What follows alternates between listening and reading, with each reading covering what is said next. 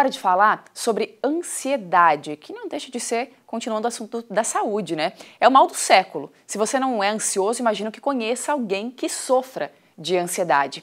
Para falar um pouco mais sobre esse tema, aqui comigo hoje no estúdio está a psiquiatra Júlia Trindade.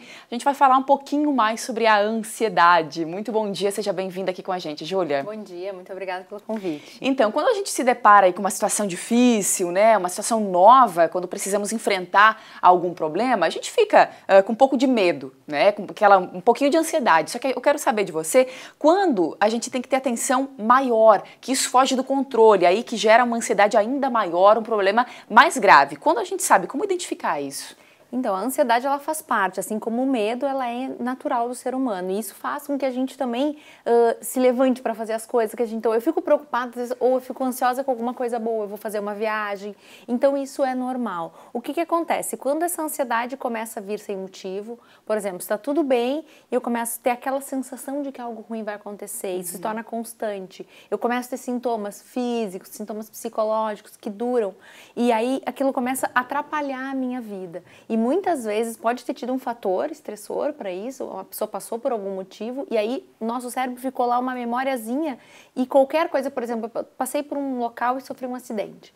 E aí lá no meu cérebro fica aquela memória de que aquele local ali tem relação com o acidente. Aí eu começo a desencadear, cada vez que eu passo naquele local, vai lembrar, a sensação de ansiedade. Então, quando começa a ter um excesso, isso pode sim virar um problema e aí a gente tem que tratar, porque realmente atrapalha muito a qualidade de vida. Claro, nós temos aqui no telão, nós vamos colocar alguns sintomas para a gente comentar rapidinho para o pessoal de casa até, quem sabe, se identificar ou não, né, com isso. Ó, sintomas físicos, então, da ansiedade. Dor ou aperto no peito e aumento das batidas do coração, respiração ofegante, aumento do suor, né, esses e outros sintomas físicos, então, da ansiedade. E aí é muito comum que as pessoas busquem o cardiologista porque está com o coração acelerado. E aí muitas pessoas acabam indo ou no médico que trata da questão do pulmão porque está com falta de ar. E aí começa a fazer um monte de investigação, vai no gastro porque está com muita diarreia.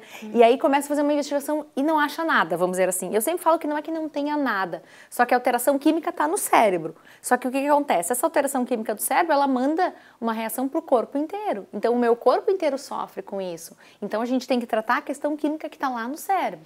Você falou um pouquinho antes também dos sintomas psicológicos, né? Que a gente tem aqui, a gente falou dos sintomas aí, né? Da ansiedade, então, tensão, nervosismo com frequência, sensação de que algo ruim vai acontecer, entre outros também. Comenta um pouquinho sobre os sintomas, então, psicológicos da ansiedade. Então, aquela sensação de que está sempre algo ruim. Por exemplo, o telefone toca, eu já acho que o meu coração começa a palpitar porque vai ser alguma coisa ruim. A pessoa tem medo, ela começa a não conseguir sair de casa. Tem pessoas que às vezes não conseguem fazer mais nada de tanto medo. E aí tu pergunta assim, mas medo de quê? Não sei, eu tenho uma sensação de medo. A gente chama de catastrofização.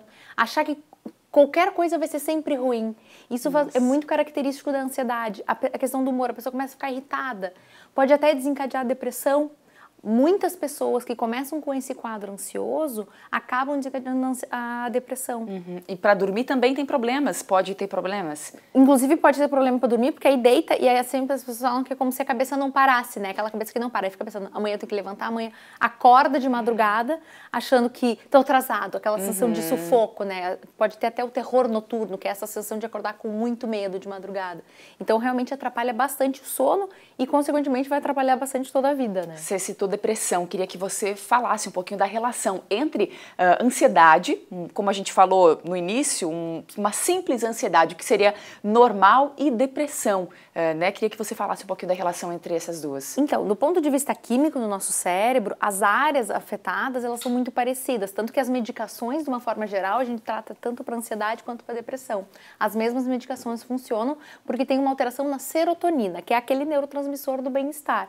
E quando eu estou ansiosa, essa serotonina vai estar alterada, assim como na depressão.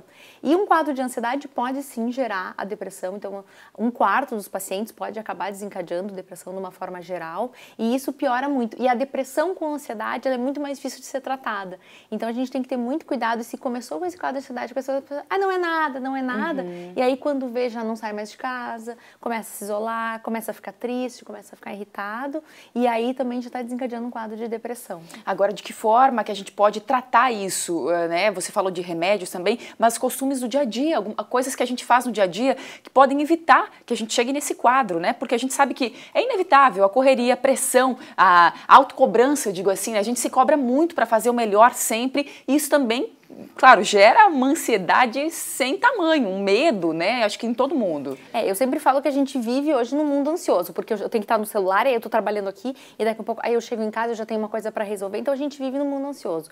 Então eu sempre falo que assim, a melhor coisa que a gente tem que tentar fazer é tentar ter um momento de se desligar. Aquela ideia da meditação, se fala muito sobre isso, e meditação não precisa ter um mantra, não precisa nada, é simplesmente cuidar da respiração. E se eu começar a sentir um sintoma de ansiedade, a melhor coisa que eu tenho que fazer é, por exemplo, tô nesse local, comecei aqui, tô aqui no estúdio, comecei a me sentir mal. O que eu vou fazer? Eu saio, eu mudo, eu vou conversar com alguém. Mudar o foco, é muito importante mudar o foco. Então, se eu consigo ter essa capacidade de mudar o foco, a chance disso se perpetuar é bem menor.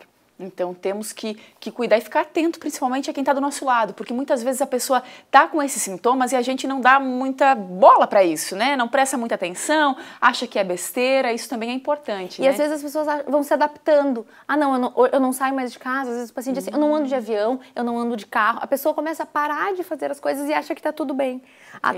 E aí se a pessoa que está do lado começar, opa, peraí, não, mas vamos tentar ver o que tu pode fazer. Então ficar com a família, ter boas relações, as pessoas têm que ter esse tempo de cuidar de si. O exercício físico é muito importante, ele ajuda bastante tanto na prevenção da depressão quanto da ansiedade.